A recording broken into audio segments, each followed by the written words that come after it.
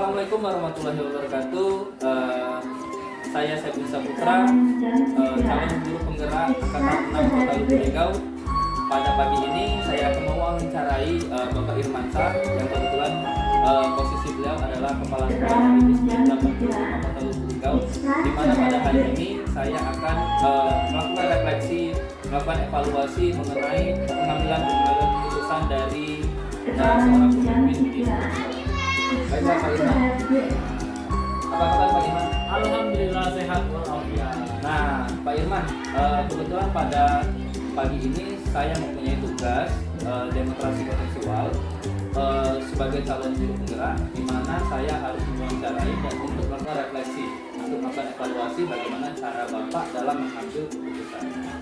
Nah Pak, kira-kira di dalam perjalanan Bapak di sekolah, adakah Bapak menemui kendala-kendala yang kira-kira membutuhkan dilema di dalam itu?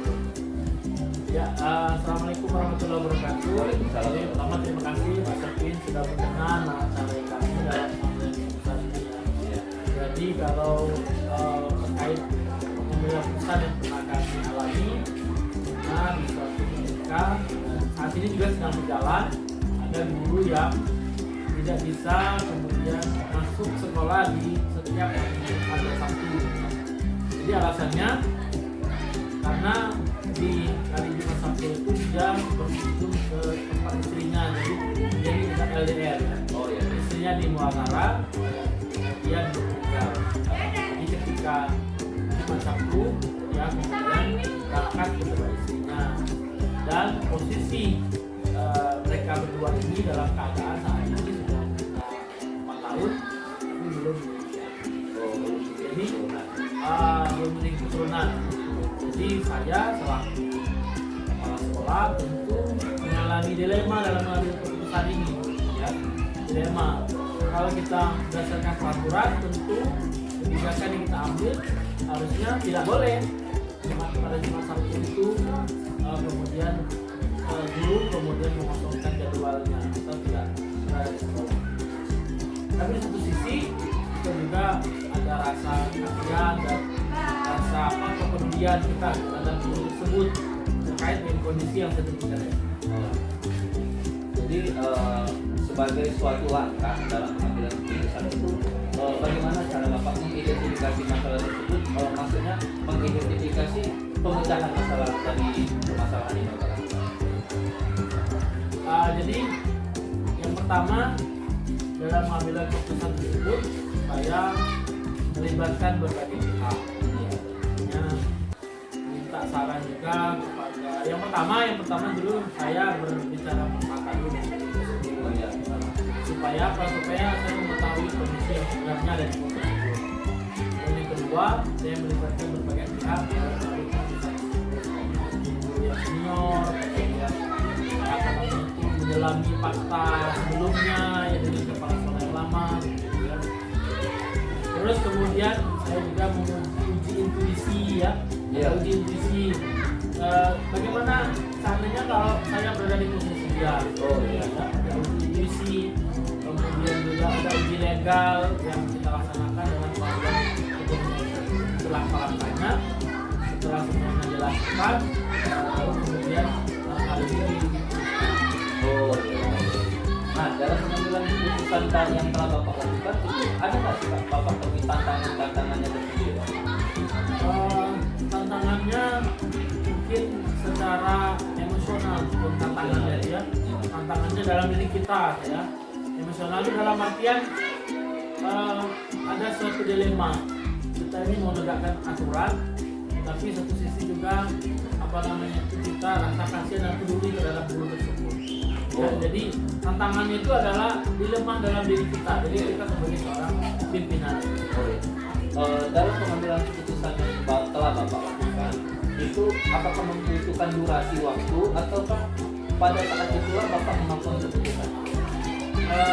Ketika saya masuk pertama, saya butuh waktu sekitar seminggu lah untuk kemudian memutuskan hal ini.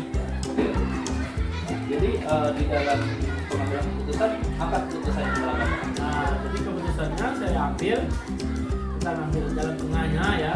Jadi kalau posisinya sekarang itu adalah posisi benar dan benar ya. Iya. Jadi benar kalau seandainya saya sebagai pimpinan kemudian menegaskan kepada guru tersebut, Anda tidak boleh tidak sekolah pada Sabtu. Iya. Anda harus sekolah karena itu sesuai aturan. Iya. Itu saya posisinya benar juga. Iya. Tapi saya juga benar kalau kemudian memberikan kesempatan kepada guru tersebut untuk bertemu dengan keluarganya. Ya, jadi posisinya benar. Maka kemudian dengan mengajar, jadi beban jam mengajar guru tersebut karena kebetulan guru tersebut guru penjaskes guru pelajaran ya, maka beban jam mengajar guru tersebut dipadatkan pada saat jam sekolah dia sekolah guru tersebut bisa bersekolah, sedangkan pada saat dia tidak sekolah jam mengajar kosong. Jadi sekolah kebutuhan terhadap guru tersebut sekolah terpenuhi, kebutuhan untuk dia juga. Baiklah Pak Lima, menurut saya terima kasih sekali informasi yang telah diberikan. Ya, itu bisa menjadi refleksi satu evaluasi bagi saya di masa yang akan datang. Baiklah, tadi kita sudah dengarkan bahwa dengan proses wawancara dan Bapak Irmansyah selaku kepala sekolah dari SMP 45 Lumajang, di mana beliau secara bijaksana dengan secara arif mengambil keputusan berdasarkan tingkat kebutuhan, berdasarkan apa sih yang harus dia lakukan, tidak semata-mata hanya melulu dengan hanya dengan peraturan saja, tidak hanya berdasarkan emosi saja, dan tapi bagaimana Pak Irman akan melakukan proses refleksi bersama-sama dengan Dewan Guru lain. Oke Pak Irman, terima kasih atas waktunya. Saya akhiri, terima kasih banyak. Saya akhiri. Wassalamualaikum warahmatullahi wabarakatuh. Assalamualaikum warahmatullahi wabarakatuh. Saya Septi Saputra, calon guru penggerak angkatan 6 Kota Lubuk Linggau. Pada pagi ini saya akan mewawancarai salah satu guru dari SD Negeri 7 Lubuk Linggau, di mana saya akan melihat, merefleksi dan mengevaluasi bagaimana sih proses pengambilan keputusan sebagai seorang pemimpin. Jadi di sini kita sudah bertemu dengan Bapak Supri. Pak Supri, dalam perjalanan Bapak menjadi seorang guru di SD Negeri 7 Lubuk Linggau ini, apakah pernah mengalami yang namanya dilema dalam pengambilan keputusan? Iya Pak, jadi kami kebetulan mengajar kelas 5. Ini banyak hal sebenarnya, tapi yang paling menjadi sorotan kami adalah salah satunya masalah putus sekolah ya. Jadi ada beberapa anak di kelas kami itu yang masuk sekolahnya itu jarang dengan alasan ikut kebun. Nah, yang jadi dilema itu kalau misalnya menurut peraturan sekolah kan kalau sudah terlalu banyak maksudnya banyak sekali ketidakhadiran tidak diterima atau tidak bisa naik dan sebagainya. Tapi di lain sisi di sekolah kami, sekolah kita ini angka putus sekolah setelah lanjut ke SMP itu sedikit. Jadi kalau anak-anak yang ini juga kita berhentikan di awal ya khawatirnya memang mereka jelas tidak akan melanjutkan karena tidak ada pilihan lain soal itu. Nah ini Pak yang jadi berat. Di dalam kasus tadi, beranjak dari kasus tadi, bagaimana sih langkah dari Pak Supri dalam memecahkan masalah? Yang jelas kami bertanya juga dengan rekan guru yang lain dan juga terutama pimpinan kami di sekolah, Pak Sepwin ya, pimpinan kami tentang bagaimana masalah ini. Nah, terus karena ini sudah berulang bertahun-tahun ya, kejadian ini terus berulang. Jadi kami mencoba tetap memaklumi dengan yang penting anak-anak tetap jalin komunikasi terus. Kalau pas sudah di sekolah ya kita tanyain gimana kabarnya dan sebagainya. Yang penting anak-anak tetap sekolah lah, kalau paling tidak SD-nya harus tamat gitu. Nah nanti ya ke depan baru dipikir apa lanjut SMP-nya, kan SMP-nya juga jauh Pak, dari dalam kan keluar itu jauh, biaya butuh, terus mereka kan sebagian tinggalnya kan di Bukit-Bukit. Jadi target utamanya yang penting dia tamat dulu. Oh iya. Nah, di dalam pengambilan keputusan tentu kita harus melibatkan banyak orang nih. Tantangan-tantangan apa yang sering ditemui Pak Supriyadi saat mengambil keputusan? Nah, ada Pak tantangannya. Kalau misalnya kita kan ya kalau sudah terlalu sering juga kadang-kadang kita minta panggil orang tua, ya. Panggil orang tua untuk berkomunikasi masalahnya seperti apa.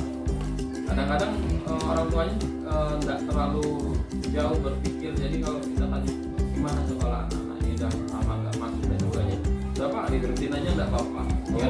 Jadi kadang-kadang kalau misalnya sama orang tua malah kita juga bingung, jadi tambah banyak masalah.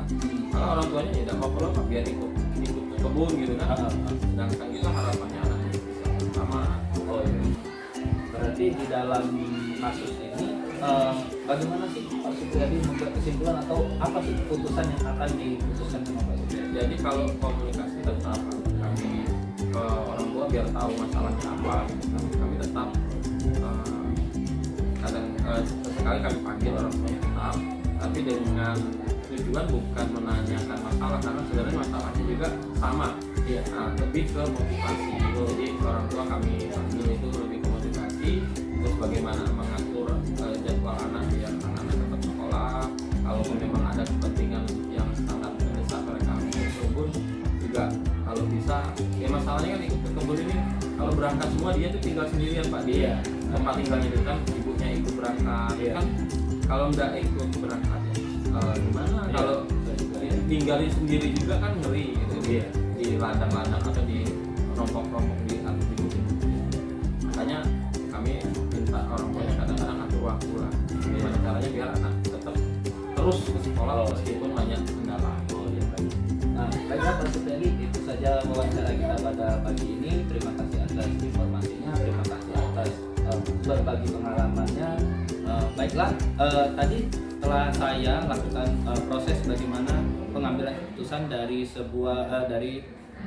seorang calon pemimpin di masa yang akan datang. Baiklah, saya akhiri. Wassalamualaikum warahmatullahi wabarakatuh. Terima kasih.